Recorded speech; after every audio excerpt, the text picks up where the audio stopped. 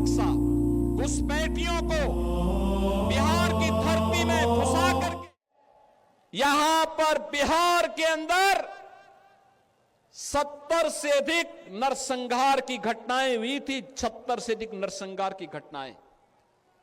इन्होंने जातीय संगठन खड़े किए थे। बिहार में जाति को जाति से लड़ाते थे। पर्व और त्योहार नहीं होने देते थे। बेटी असुरक्षित, व्यापारी असुरक्षित, नौजवान के जीवन के साथ खिलवाड़, कट्टा बंदूक लेकर के बिहार की पूरी व्यवस्था को इन्होंने धूमिल करने का काम किया था।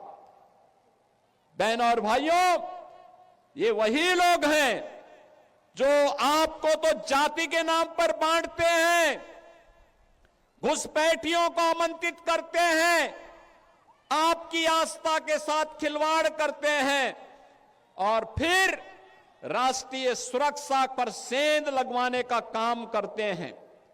बहनों और भाइयों, मैं आज आप सबसे ये कहने के लिए आया हूं, एक केवटी विधानसभा क्षेत्र आपने देखा होगा, यहां पर से अशोक यादव विधायक रहे हो या फिर आज यहां पर भारतीय जनता पार्टी के मुरारी मोहन झा वर्तमान विधायक के रूप में, अब यहां कोई भी दंगा नहीं है, कोई नरसंहार नहीं है, कोई अराजकता नहीं है। अब तो हमारी मिथिला भी चंगा है, विकास के पथ पर अग्रसर बढ़ने का काम कर रही है। और फिर भला क्यों नहीं विकास होगा, क्यों नहीं खुशहाली होगी? ये धरा तो बहुत महत्वपूर्ण है।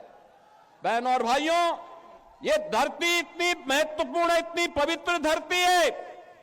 ये धरती, यहां पर हम लोग जब मैथिल कवि कोकिल विद्यापति की बात सुनते हैं तो हमें स्वाभाविक रूप से इस धरा का स्मरण हो आता है। बहनों और भाइयों, महाराज कामेश्वर सिंह, जिनके शासन में संगीत, शिक्षा, कला और संस्कृत विद्या के प्रचार प्रसार के लिए कार्य हुआ, ये धरती उनकी पावन धरा है।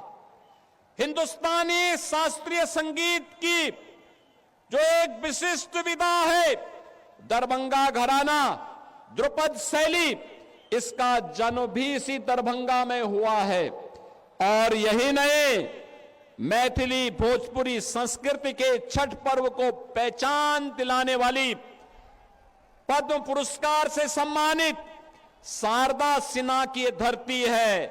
और यही नहीं बहनों और भाइयों, यहां की मैथिली भाषा अटल जी के समय में संविधान की 8वीं अनुसूची में शामिल हुई। मधुबनी पेंटिंग और मिथिला की पारंपरिक संस्कृति यह आज पूरे भारत को अपनी ओर आकर्षित करती है। यही नहीं, भारत के संविधान के सभा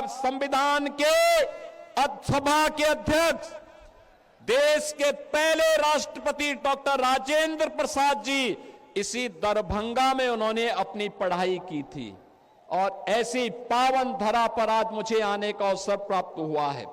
बहनों और भाइयों, मैं आप सबका आह्वान करूंगा, याद करना, जब भी आरजेडी कांग्रेस का इंडी गठबंधन बिहार के अंदर आया है, बिहार में दंगों की आग फैली है, जातीय नरसंहार हुए हैं, लूटपाट की एक नई अपसंस्कृति ने जन्म लिया है, यहां पर अपहरण एक उद्योग बना है। लेकिन अब हम अपने बिहार में इस प्रकार की अराजकता को फिर कभी नहीं आने देंगे। और इसके लिए मैं मिथिला के वासियों का आह्वान करने के लिए आया हूं, अयोध्या का संदेशा लेकर के आया हूं। और संदेशा यही है कि एनडीए की सरकार फिर से बिहार के अंदर आनी चाहिए। नीतीश जी के नेतृत्व में फिर से बिहार के अंदर एनडीए की सरकार बने।